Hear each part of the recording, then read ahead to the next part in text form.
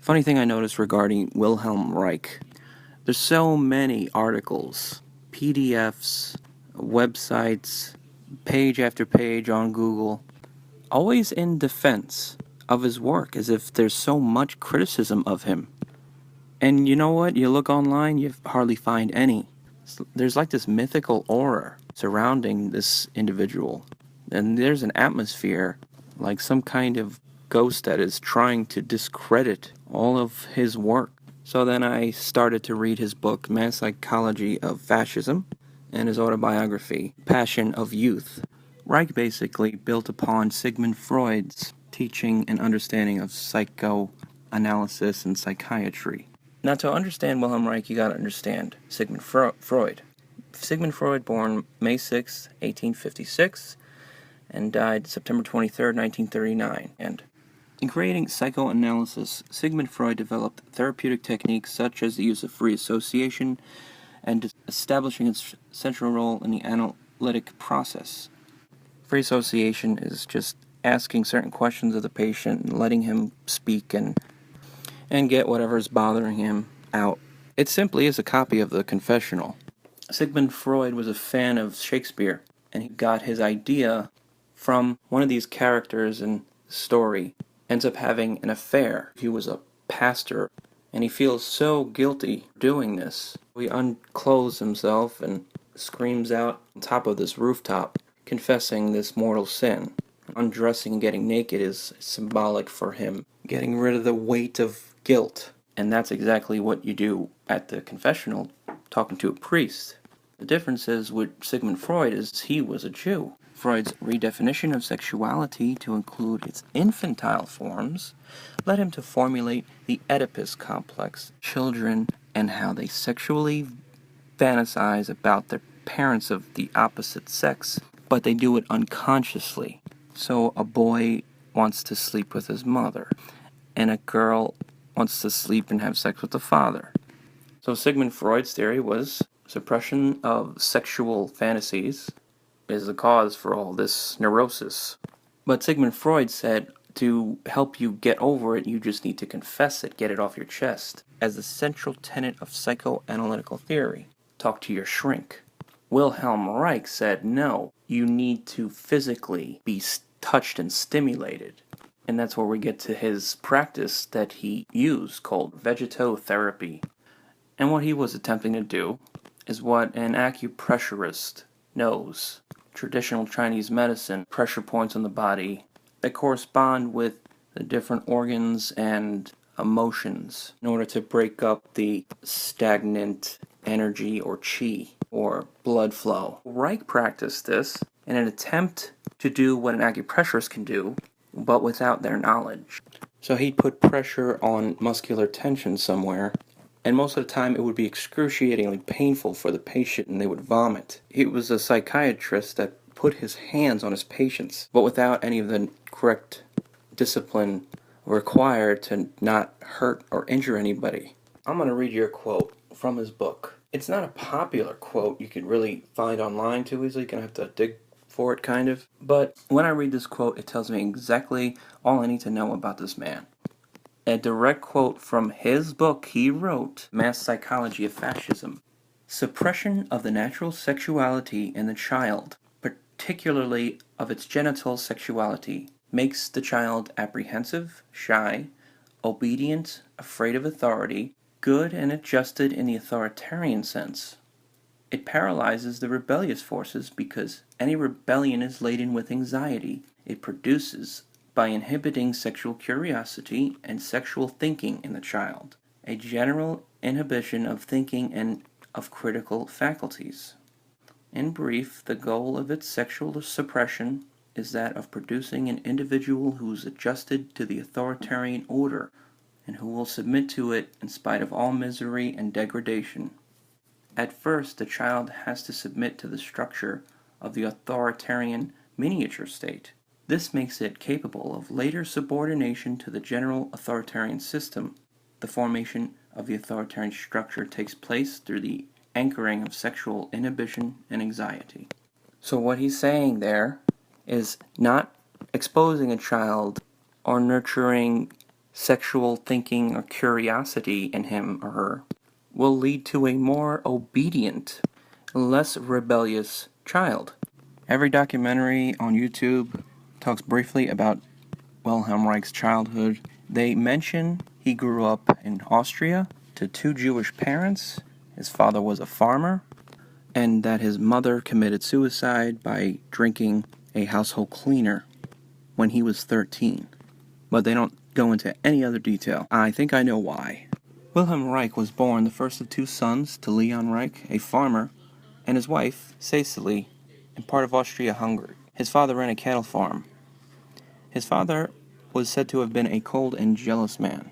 Both parents were Jewish, decided, though, not to raise their boys as Jews. As an adult, Reich wrote extensively in his diary about his sexual precocity. He maintained that his first sexual experience was at the age of 4, when he tried to have sex with a family maid with whom he shared a bed with. That he would regularly watch the farm animals have sex. That he used a whip handle sexually on the horses while masturbating, and that he had almost daily sexual intercourse from the age of 11 with another of the servants. He wrote of regular visits to brothels, the first when he was 15, and said he was visiting them daily from the age of around 17. He also developed sexual fantasies about his mother. Writing when he was 22, he used to think about her while masturbating. Maybe this is why they left out that stuff in the documentary. Reich was taught at home until he was 12, when his mother was discovered having an affair with his live-in tutor. Reich wrote about the affair in 1920 in his first published paper, About the Case of Breaching the Incest Taboo, presented in the third person as though about a patient. He wrote that he would follow his mother when she went into the tutor's bedroom at night, feeling ashamed and jealous and wondering if they would kill him if they found out he knew. He bravely thought of forcing her to have sex with him, on pain of threatening to tell his father. In the end, he did tell his father, and after a protracted period of beatings, his mother committed suicide in 1910, for which Reich blamed himself. While still a small boy, he had begun to take an unhealthy interest in farm animals and could be seen prowling around the stables where he stimulated mares by inserting whip handles in their vaginas. Nursing an incestuous passion for his mother, he would snoop on her, having sex with the family tutor. "I need a woman," he wrote in his journal, "who is both a mother and a whore." Once he was tempted to break into his mother's room while she was engaged in sex with his tutor and demanded to be a part of the threesome. "I heard them kissing, whispering, and the horrible creaking of the bed in which my mother lay. 10 feet away stood her child, a witness to her disgrace. All I remember of that catastrophic night is that I wanted to rush into the room, but was held back by the thought they might kill me. I crept back into bed without hope of consolation, my youthful spirit broken. For the first time, a deep feeling of misfortune, having been abandoned, overcame me, even though I even thought of breaking in on them and demanding that she have intercourse with me." Dude. God. Oh my God, okay. "I even thought of breaking in on them and demanding that she have intercourse with me too. Shame. Threatening that otherwise I would tell father." As it turns out, he did inform his father about his mother's infidelities, conveniently omitting to mention his own incestuous desire for his mother. His disloyalty to her in becoming an informer, combined with the brutal ill treatment she was to receive from her tyrannical husband Leon, finally drove his mother to suicide. She swallowed a pint of Lysol, a common domestic cleaning fluid, and died in agony. Another account fills in the bizarre background details to this Jewish family saga. She swallowed one poison after another, while Leon continued to beat her as she died. Wilhelm Reich, her son, the famous psychoanalyst to be, was only 13 at the time. This is the man who went on to become one of the godfathers of the sexual revolution of the 1960s. From the likes of Reich, the easily duped Americans were to receive instructions on how to conduct themselves sexually.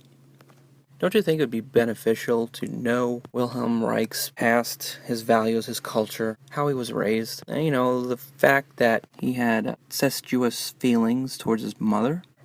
So after I read his book, both the biography and Mass Psychology of Fascism, I got to know who Wilhelm Reich is a little bit better. He is probably one of the least qualified individuals that should be discussing sex with anyone, especially genital stimulation of a child. Good. And I can't personally see how anybody that is of a sound, rational mind could honestly come to that conclusion. Only somebody who's been abused, manipulated, and corrupted could think and believe that way. And there it is. There you have it, ladies and gentlemen. The reason why he looked and saw children as sexual is because that's what he experienced when he was a kid. His belief system was that the family was no good. Simply just a miniature fascist authoritarian state. Family has nothing good to offer anyone. Well, nothing was beneficial about his family to him. She was an adulterer, would have sex with his tutor. A book called The Orgone Box that discusses the abuse of children that was going on in the 60s and 70s from a doctor who was putting Wilhelm Reich's teachings into practice. A few other things that Wilhelm Reich has done. First of all, when he would see his patients, both male and female, he would have them disrobe down to their underwear most of the time. And he would analyze them, look at their body language, and after a few minutes he would then start to put his hands on particular spots.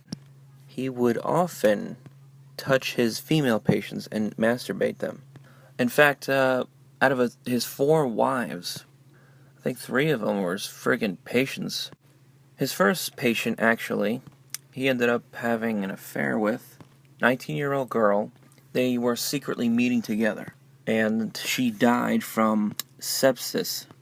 Well, her mother found her daughter's bloody underwear hidden in a cupboard where they met. It appears as though she died from sepsis because of a botched abortion which Wilhelm Reich performed himself on her.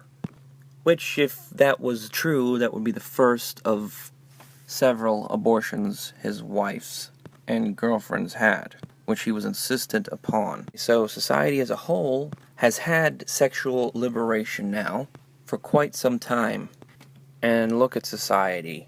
What's happened? What's the fruits of that? Now we got all kinds of weird addictions and mental disorders, prostate problems, erectile dysfunction. Sexual liberation did the exact opposite of what all these Jews said it was going to do. You know what the sexual liberation movement really did? It made man easier to control. In fact, that's what sexual liberation is. It is a form of political control. It's used to demoralize a nation, a society, a culture, in order for them to be weak. They can't organize, they have no moral compass, they have no destination to go anywhere, everybody's docile, you can't think straight, because you're enslaved by your passions. Man has as many masters as he does vices. It's slavery. That's what sexual liberation gave you. Gave you the illusion of freedom with a ball and chain around your neck. One end attached to your stomach, the other end is wrapped around your dick. Now all it takes is a little tug on that chain, your head flies straight up your ass, and you become a dumb shit. So consequently, that's what America is today. Bunch of shitheads. Congratulations. You have been sexually liberated. Like 50 years ago in the 1960s. It's about time you celebrate. Get you one of them cloud bursters. And how about an orgone accumulator? You should sit down and maybe shoot an orgone energy beam up your butt. Maybe that'll knock your head out of there.